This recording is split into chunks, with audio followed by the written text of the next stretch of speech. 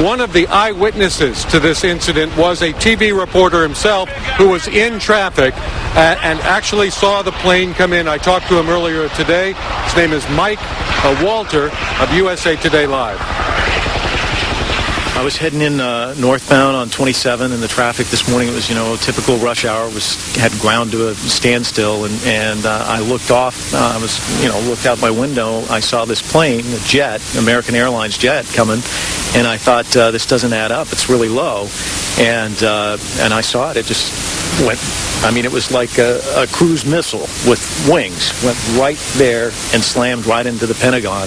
Huge explosion, great ball of fire, and smoke started billowing out, and then it was just chaos on the highway as people either tried to move around the traffic and go down either forward or backwards. We had a lady who was in front of me who was backing up and screaming, "Everybody go back, they've hit the Pentagon."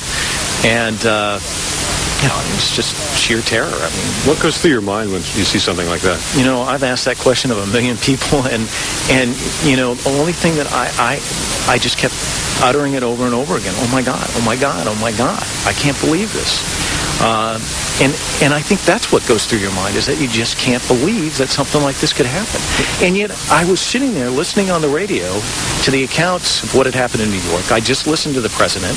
And you'd think, as a journalist, I'd put two and two together and think, oh my God. But it didn't even occur to me. And obviously this was an enormous tragedy, but did you witness any of the rescue or any of the victims? I got to tell you, I got out and walked over, and I saw parts of the plane. The debris was actually on the overpass there, and I watched as this military personnel just came running out with stretchers and tarps and set up a triage unit, and I just couldn't help but feel for these guys. Those are their friends and comrades in there, and yet they immediately jumped into action. It was unbelievable to watch.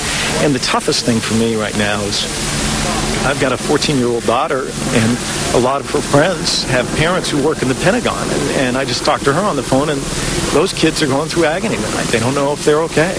So it's tough. I mean, this really hits home. And Judy, there's still a lot of work to be done.